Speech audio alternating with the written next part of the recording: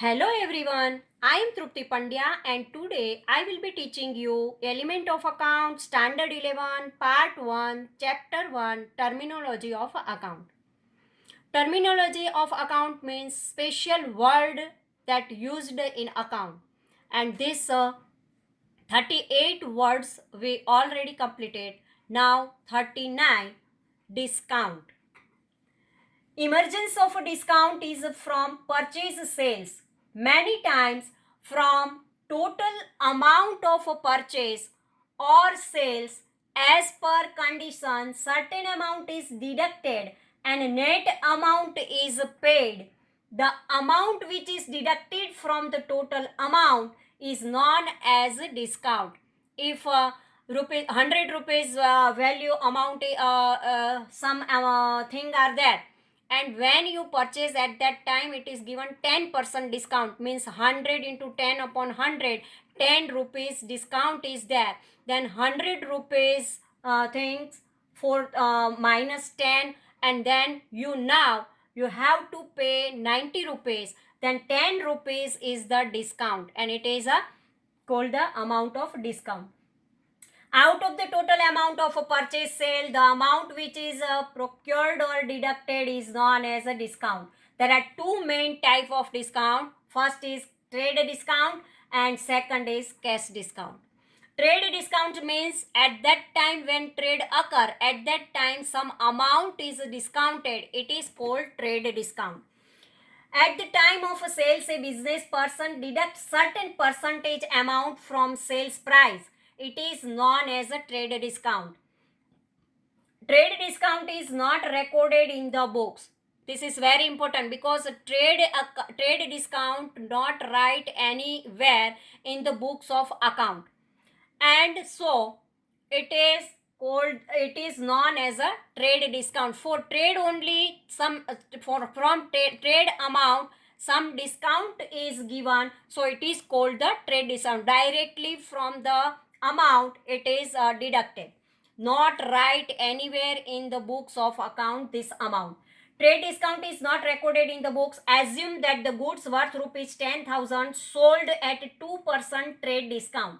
In this case, from selling price 10,000, after deducting 2%, means 10,000 into 2 upon 100, 200 rupees is a trade discount.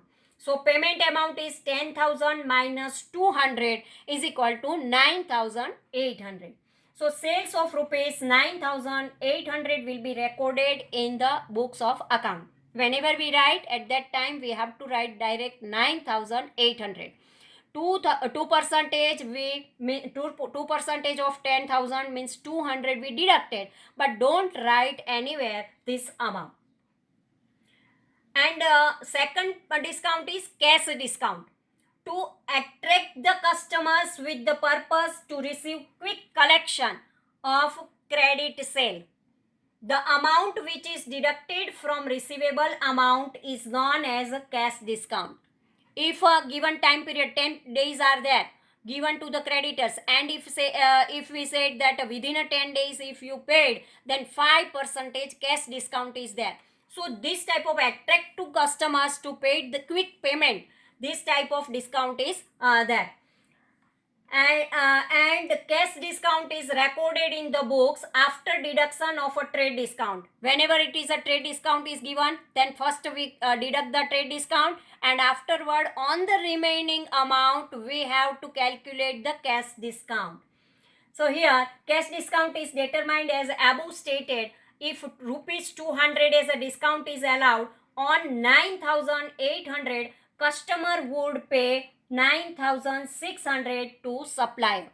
If cash discount is given rupees 200, then 9,800 minus 200, then now payment supplier receive to 9,600. Thus 200 will be treated as a cash discount. This discount is allowed at the time of collection of cash. Thus it is called cash discount. When the trader receive the amount, at that time he paid this type of discount, and so it is called cash discount. Now discount received and discount allowed. Discount received or discount allowed are a cash discount. This discount is recorded in the books. Discount received is treated as income. When we receive the discount, at that time it is our income, because when we purchase we receive the discount, and it is our income. And discount allowed, when we allowed the discount, at that time we allow the discount. As a trader, we allow the discount to our customer, so it is an expense for the business unit. Now, discount received, when a businessman purchases goods and pays less amount which is not paid is called as a discount received. This is income of a business. As example, goods of rupees 10,000 purchased from Ramila Ben, and 2% discount will be allowed if amount is paid in 15 days. If rupees 10,000 are paid to Ramila Ben within 15 days, in this case, instead of 10,000, 9,800 after deduction of 2% on 10,000. 10,000 into 2 upon 100 means 200 less amount will be paid. Now 200 will be treated as a discount received. So this amount received, and so it is 200 is a income. This will be recorded in the books. Now discount allowed, when businessman sells good, when sold of goods is there, at that time receives less amount which is not received is called as a discount allowed. This is expense of a business. Goods of rupees 15,000 sold to Kalpana Ben. If amount is received in 10 days, 2% discount will be allowed. If collection is received from Kalpana Ben within 10 days in place of 15,000, 14,700. 15,000 into 2 upon 100, 300 rupees discount allowed. It means now receivable amount is 14,700. When they collect the cash, at that time 14,700 collect in place of 15,000, because trader allowed to Kalpana Ben rupees 300, and 300 will be treated as a discount allowed. It will be recorded in the books. This is an expense of a business. When discount allowed, it means trader gave the discount to their customer, so it is an expense for the business unit. And discount received means when the trader purchased, at that time he paid some less amount, and so this discount is a income for the trader. Means in discount received is a income for the trader, and discount allowed is the expense for the trader. Depreciation. Now, depreciation, it means when we use any asset, anything, when we use then it depreciate. Depreciate means deducted, and their value is less value is there. Depreciation is an expense of a business. Every year the value of asset is reduced. When you use the things, then its value is reduced by certain rate. Amount which is reduced is called a depreciation. Amount which is reduced, it is called the depreciation. Before making tax payment to the government, depreciation is deducted. Depreciation is a non-cash expense of the business. It is not a cash expense, but non-cash expense on asset. This depreciation is there. When you use any asset, when you use every day this asset, the reduction of amount is there, and this reduced amount is called the depreciation. Now, bad debt. When goods sold on credit, at that time by the business, person to whom goods sold is a debtor of the business.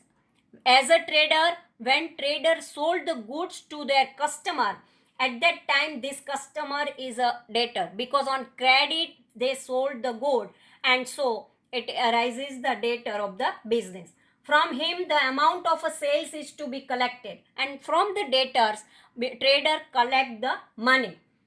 Many times debtor of business may not be in position to pay full amount. Sometimes it happens that as a customer, our debtors are not paid the full amount on that given time period. So due to this weak financial condition, because their financial condition are weak and they cannot able to pay full amount at the given time period. So if the amount is not collected even after the necessary efforts, if we make the necessary efforts, but as a trader, when we not collected this amount, then it is called not received, is known as a bad debt. Not received amount is called the bad debt. Bad debt is not an expense of a business, but it is a loss. It is not an expense, but it is a loss of the business. Solvent. In accounting, a person who pays his financial obligation regularly and whose assets are more than liability. Asset is more than their liability. That person is known as a solvent person. It means their liability is less than their asset. Asset is a more. At that time, this person is a solvent person. Insolvent. In accounting, a person who doesn't pay his financial obligation regularly, it means he is not in a position to pay this obligation. Obligation means liability, and whose asset are less than their liability. Liability is more and asset is less. That person is known as an insolvent person. So this type of a person is not able to pay their liability because their asset is less than their liability, and at that time this person is called insolvent person. Unless the person is declared insolvent by the court, he cannot be treated as a insolvent. When court declared that this person is insolvent, then only this person is insolvent. Debit and credit, these two words are very important in our account.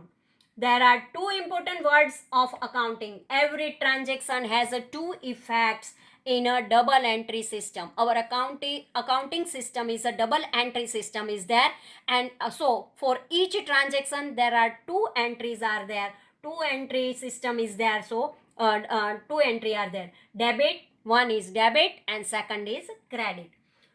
True and fair understanding of a debit and credit is a true and fair understanding of accounting.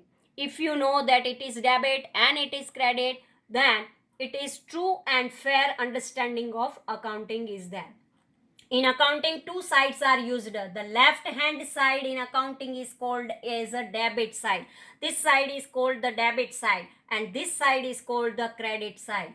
So left hand side is in accounting is called debit side and the right hand side is in accounting is called credit side. Means this side debit and this side credit. Any account to be debited means accounting treatment at the debit side of account. The treatment at left hand side when we write, then it is a debit effect. And any account to be credited means accounting treatment at the credit side of account is the treatment at right hand side. Now account. Business transactions pertaining to certain items.